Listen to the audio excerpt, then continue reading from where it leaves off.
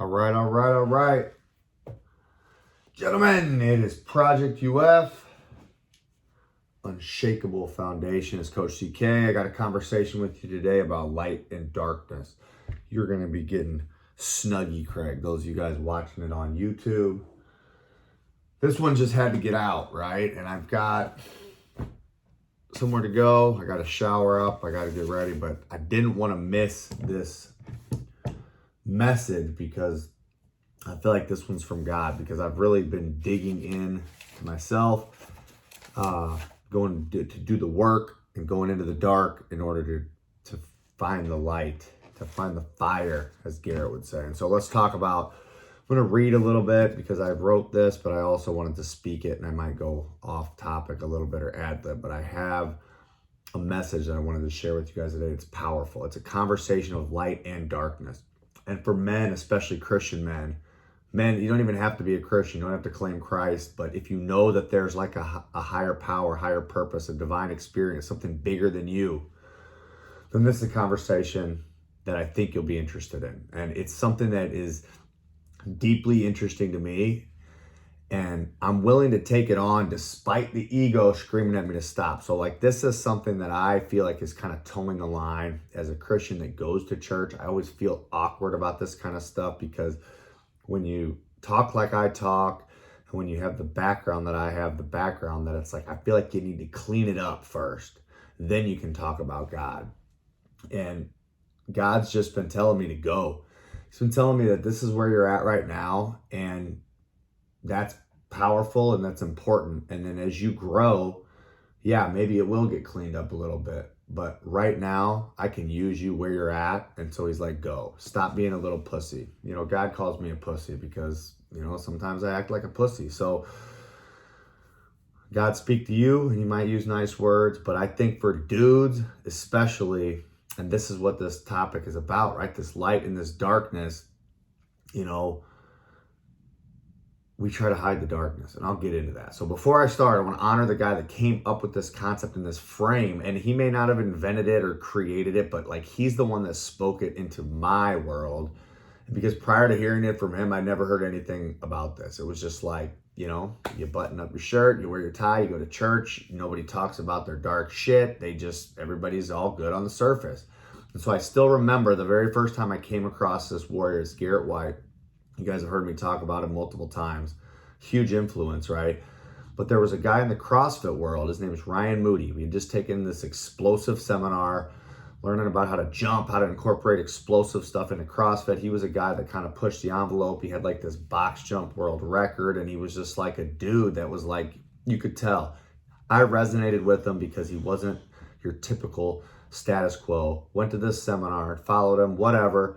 This was a totally random link he had to one of Garrett's things on his Facebook page, and I clicked it, and I still remember it was Garrett's, like, I don't know if this was like his first 4 videos when he was first launching Warrior. It was only Warrior Week, and it was just powerful, dude. He was in this room. He had like, I can picture the room. I don't know if he rented out a house, if it was an office. I don't know what it was, but it was just him speaking fire into the camera, outlining the problems as a married businessman with kids. And it was fucking intense, and it was insane how well crafted, knowing what I know now, how well crafted his message was, and his influence and his persuasion skills.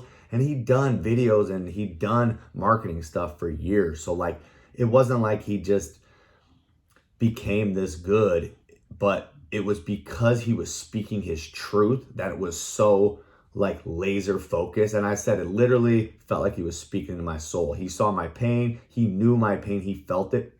He knew the frustrations of trying to juggle it all under your own power and failing over and over again. And that's the part that it's like this feeling that you can't have unless you've been in that fight. And it's like you're getting punched in the face, and you're ducking, you're dodging, and boom, you get smacked in the face again, boom, and you're back down. And it's like every time you think you get a step ahead, boom, you get smacked in the fucking face again. And it was like this life I was living, and I'm listening to him talk, and I'm like, he fucking gets it. Like every time I was trying to grow the business, then I fucking work long, crazy hours, and my fitness would fall apart. And then every time I would my wife would be like, oh, you fucking are never home. So I'd like try to dedicate this time to the kids and her. Business would tank. We don't have any fucking money. And then I'd go back to the other area. And both of those juggles back and forth. And then I'm just getting skinnier and skinnier and weaker. And then I'm like, I gotta fucking train. I gotta fit this in. Then I'm at the gym. I'm making progress. All you care about is yourself. You're lifting, blah, blah, blah. And it was like, I fucking blame her. I blame my business partners. I was screaming at God. I remember specifically driving around in the car, punching the steering wheel after fights with her, these rage and this frustration at myself, at these failures of not being able to figure it out. And this guy was giving me a plan and a pathway to this freedom. He had a system to overcome it, but it was expensive, right? He only had Warrior Week back then. And it wasn't just about the money, but there was like an identity thing. So this buy-in, the dollar cost was high and it was more than I could afford. It would have stretched me, but I had to confront myself.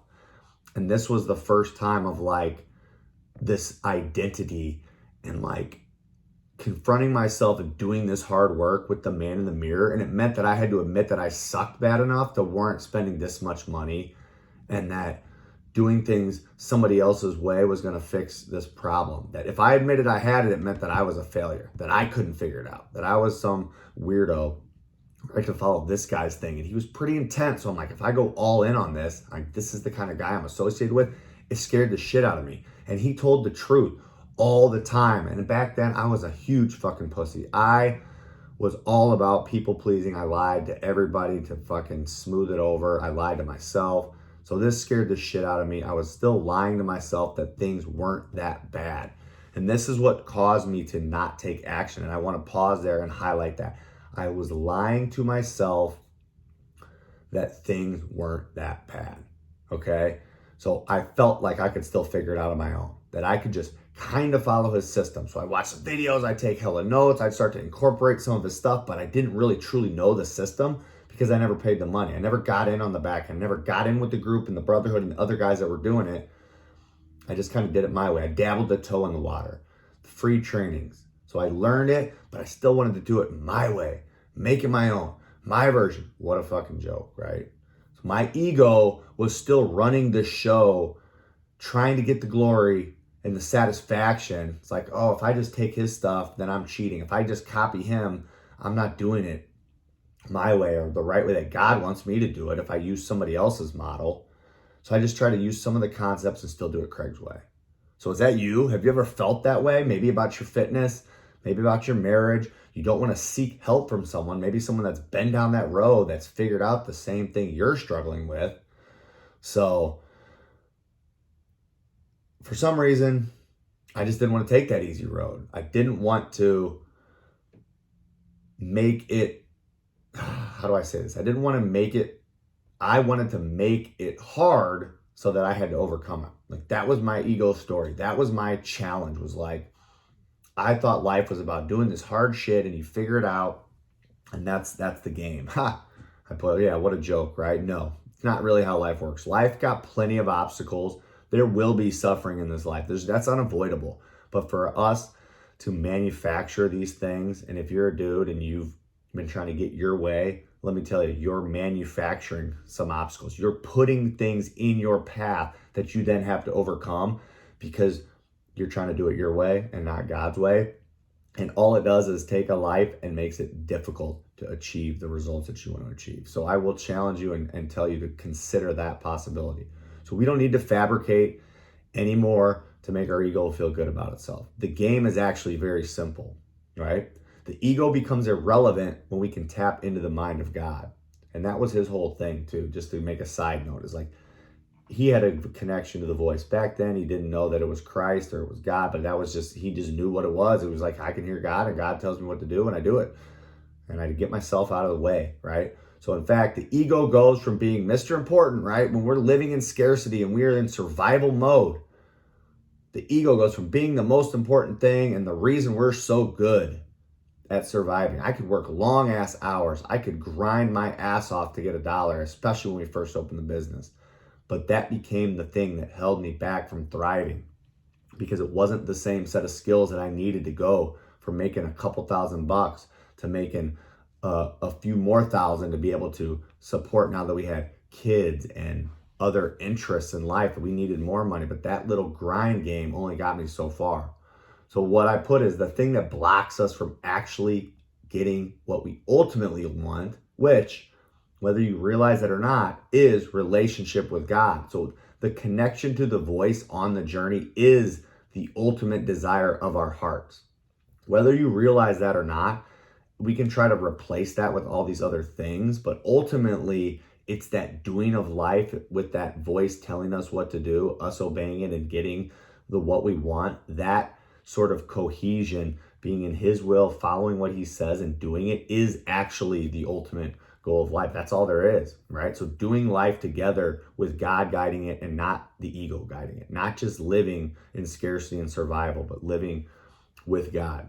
So we block out, when we listen to the ego and we act in scarcity, we block out God's voice. So they can't go hand in hand. When we block out the ego and listen to God, then we can take action that aligns us, his will, for our life, right? He gives us the commands, he holds our hand, he guides us, he takes us to the right action, and he practically does it for us. Like, you have to be willing, but like, we don't do anything under our own power. He literally gives us the power. He gives us the power to freaking breathe. Every moment that we're here is because of his grace. And so accepting that, it's a huge blow for the ego, because the ego wants to think that it's responsible for getting all this work done. And it's the greatest. Man, we don't do shit. We're lucky to be here. We're lucky to take this breath, and every moment that we get is a gift. Okay? So all we have to do is let him, okay? Obey. That's it. It's so damn hard though. So let's go back to the top. We'll go back to the conversation. Light and darkness. So I always made it to believe that darkness was bad, like I said at the beginning. Any part of me that was dark, that was from that ego, must be eliminated. And this is the catch, right?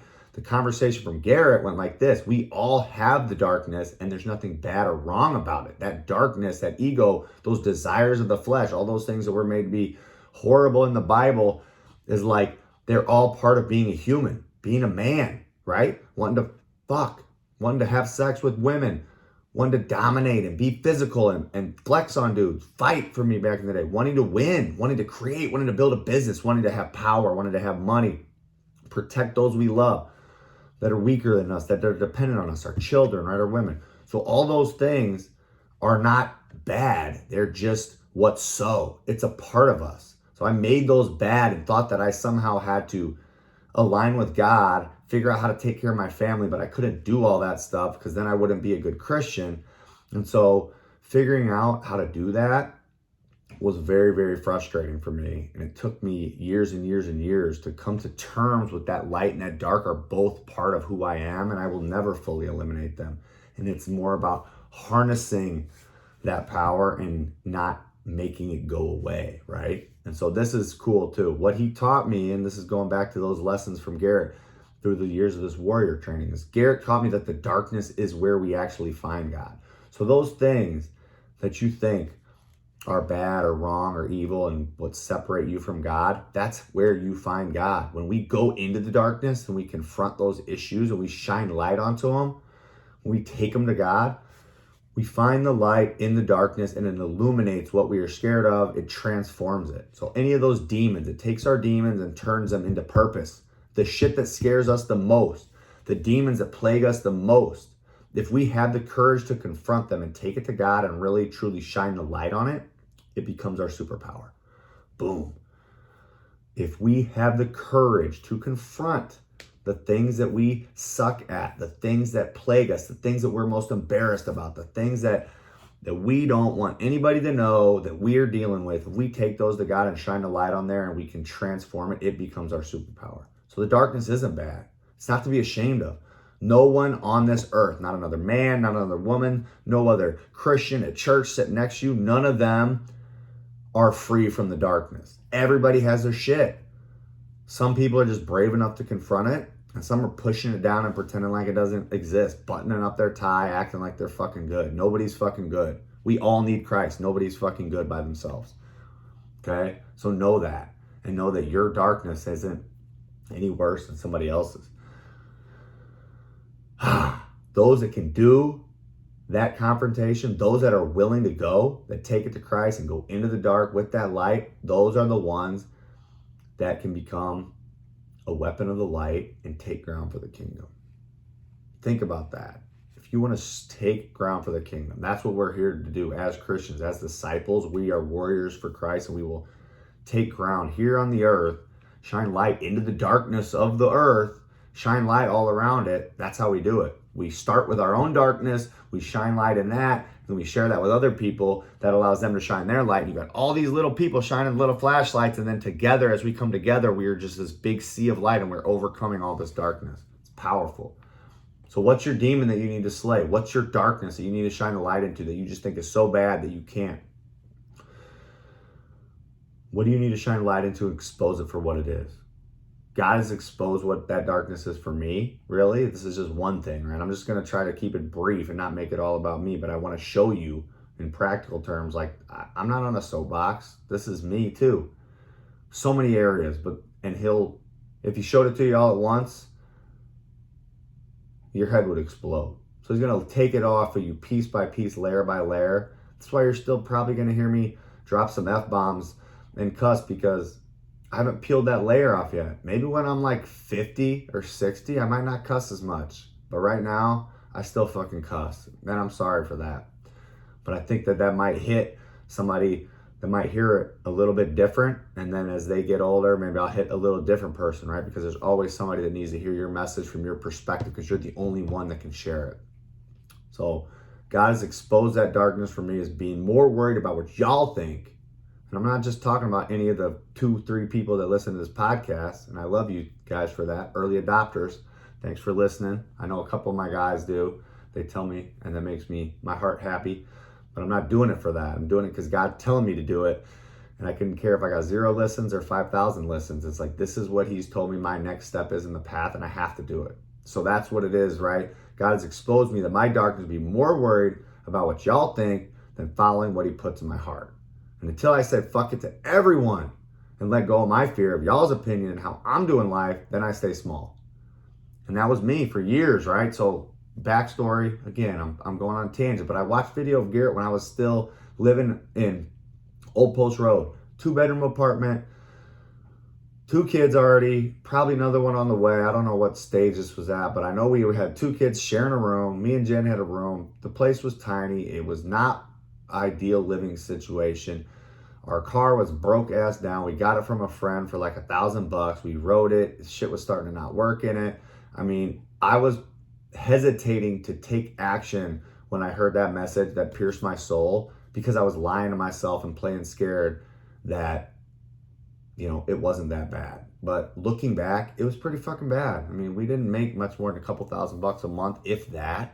Had to afford groceries. We had to borrow money. I mean, shit was not good. And I was hesitating and playing scared until I got the balls to go all in on one of his programs. And it was just a cheaper program. I think it was $1,000 program, but I got plugged into the Brotherhood, went out and did a live event. It changed me, dude. The business grew. We moved into houses when I got our house over here on Parker. We got a new truck for Jen. We were able to run that through the business. We were able to build a team, not be a slave to the gym as much, being there all day, all night. And that was kind of like a huge step. And then I got comfortable. And then God called me into the next thing, and I fucking pushed out. And that's where you're at with kind of this Project UF. It's been on my heart since back then, and God's been telling me to do it. You got to work with men. You got to work with successful men that are trying to raise families, because they need this peace. They need this God peace, and they're not getting it. They still need to know that they can be a savage. They still need to know that they can be who they are, and I need them to be that. I need them to be the leaders. I need them to be the ones making the money. They need to feel that swagger, but they need to do it for the kingdom. And that's the difference. It's using that darkness, but putting the light on there and taking those same skills, same skill set, same mindset, and using them for the kingdom. And so that's what it is, man. So anyways, back to my story. Working with men, that's the new jam. And it was a struggle to get this thing going, right? I got same fear and anxiety I got about the first time about going to his thing. Who the fuck am I? How do I do it? I'm not religious enough. What will the church folks say? What will my parents say? What's the pastor going to say? What's the clients I got to say at the gym? All that shit running through my head. Dabbled a toe in the water, did some offers, worked with a couple people, got them amazing results, but still didn't go all in, right? Still was all using the gym as an excuse. Went and bought a second gym, totally running from the call God had me. Total Jonah move. Wasted a bunch of time on that. Wasn't in the cards. Ended up failing by God's blessing and pivoted things around because he can turn all things into his good. We'll get into that story another day. But being able to go all in on this Project UF this is where God wants me. And so by killing that ego and spending that time here with you guys, it's where I'm supposed to be, right? Where I'm supposed to be. And so I'm just letting you guys know that that doesn't mean it's easy. So now that I'm in his will and I feel it, but it doesn't mean that every day I don't have to kill that ego, leash that mother up, and drag it along with me, because it wants to rear its ugly head and bite me every time, right? Because I still had the gym, right? And having that, it's like that safe space, right? I'm afraid to let that go, afraid to be online only coach, right? I look at those guys, my ego looks at them, oh, those guys just failed gym owners, man. I'm better than them. I'm a badass. We had the gym for over 10 years. Ego popping up, right? Still feeding my family. Never mind the lifestyle we live. Oh, it's paying the bills, right? Ego. Life's pretty good. Just need to make some minor tweaks. What does that sound like? Same thing. Maybe same thing you're doing with your nutrition. Oh man, just need to do. I know what to do. We're close. I'll figure it out on my own. Ego, ego, ego. Want to keep that thing, grow that, and the new thing. Not just go where God's telling me, but try to do this too. No, Craig. Obey. Stop trying to do it your way. His ways are greater. His ways are higher. And so I listen. But I'm slow and I suck at it. But I have to continue to go into the dark with the flashlight day after day after day, figuring out who the fuck I am. And it's a journey. And that's what I want to encourage you guys. It's not this thing where it clicked and then it's all good. It is a daily battle, and you will go to war every day. You will go to your knees and just be who you need to be in front of Christ, to be who you want to be for your family. It's day in, day out, man. Keep leashing that ego, strengthening your muscles, building the tools and the skill set to keep that motherfucker under control. Because the better you get, the bigger he's going to get and bigger he's going to grow. You got to be able to control it. So, got to be on your knees and pray, man. Am I on that path? What actions do I need to take today? And then that's it, man. I'm wrapping it up. But that's how we harness that power of the darkness and the light. So where in your life are you ignoring the facts? Where are you trying to figure it out on your own? Are you afraid to admit that what you truly want? Or are you afraid to admit that that's what you truly want? Like in the fitness realm. Are you afraid to admit that you want to be jacked and ripped and have abs? You're afraid to admit that you want your marriage to be better, that you want to have sex 2-3 times a week, and you're not right now? That you feel greedy or selfish? You're afraid to admit you want to make $20,000, $50,000, $100,000 a month instead of just $10,000 or $5,000. Are you afraid to admit that because you think you're going to be looked at as greedy? What area is it? Don't be like me. All right, that's the lesson. Don't be like me. Don't stop Googling shit. Stop thinking you're going to figure it out on your own. Stop trying to half-ass it. Stop half-ass following your diet, wondering why it's not working. Stop trying to eat healthy, but you still drink 4 nights a week. Hire a damn coach. It doesn't have to be me, but fucking hire a coach and do what they say and nothing else. No extra. Don't try to make it your own. Just put the money up that shows that you're committed and then do the work, right? Focus and pay attention toward that thing and grow it until it grows into what you want it to be. And do it exactly. Just follow the fucking blueprint and you'll be surprised at how easy it unfolds. If it's fat loss, it's not that hard, guys. You just don't realize that you're double-minded and you're not truly committed because you want to have your drinks and your social and your cake and you want these pleasures, but you don't realize that by choosing that, you're choosing that. You made that choice over looking ripped. So you don't really want to be ripped. Being ripped is easy. If you just want to be ripped, you got to come to terms with being ripped and being a badass versus having those temporary pleasures. Comfort is a mother, guys. Comfort is a motherfucker because you will think that you want it, but you really don't. You really want comfort. So stop choosing comfort.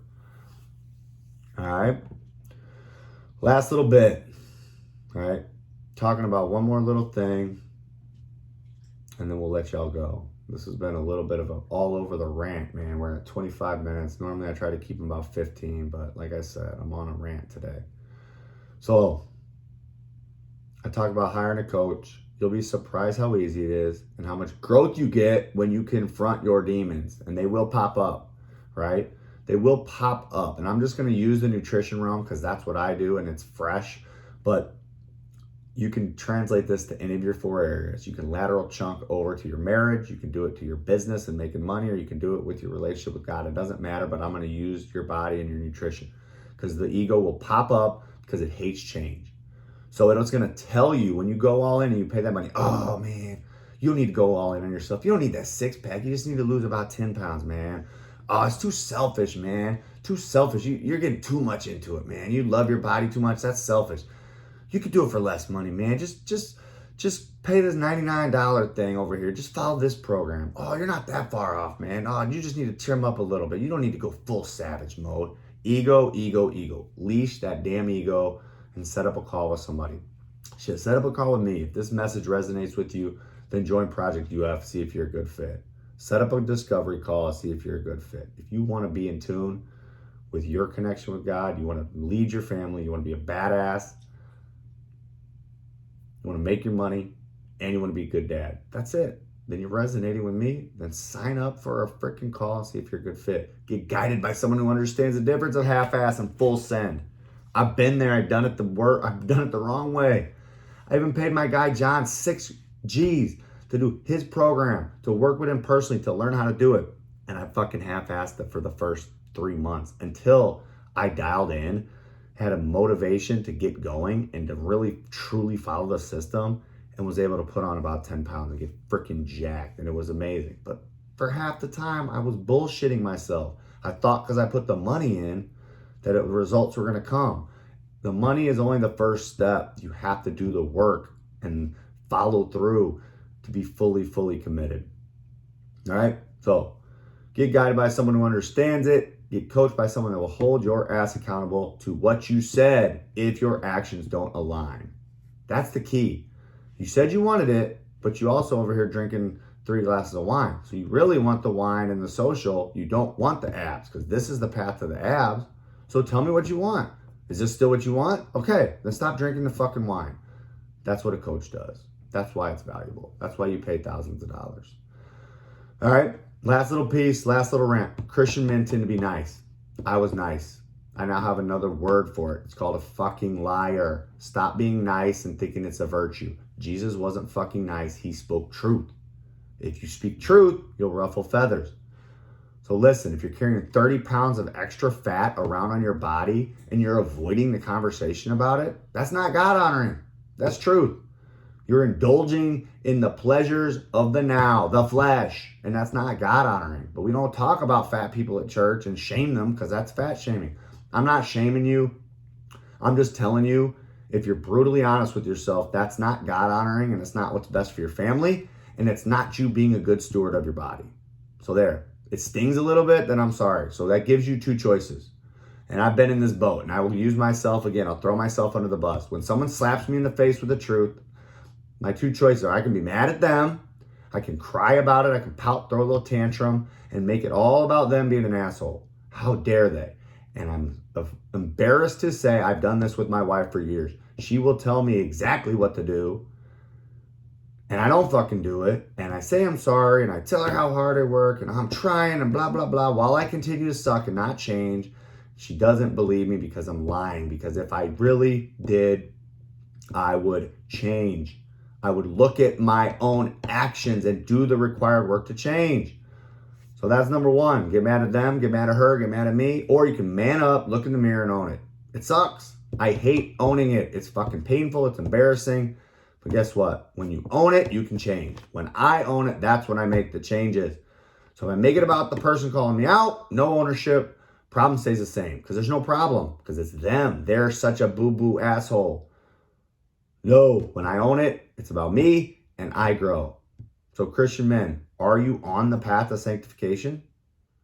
Are you supposed to be comfortable? Are you supposed to stay the same? What's the Bible say? Strip away the layers, the stories, the bullshit, the lies, and become more like Christ by changing and growing. Do you think that that's a fun experience? No, he guarantees that there will be suffering. So as we become better and we grow and we change, it's going to suck a little bit. But when we love that suck, when we embrace it, then we have joy in the moment. The circumstances don't matter. Boom. That's all I got for you guys. You know I love you. If it hurts, I'm sorry. I love you. I'll talk to you guys soon. Have a great day. Click the link below. Sign up, subscribe, like if you like this message, and share it with somebody else that needs to hear it. And yeah, sign up for Project UF. If you're a dude that wants to lead your family, has a heart for God, and you still want to be a badass, the light and the dark, then you're going to fit in well. All right. Love you guys. Have a great day.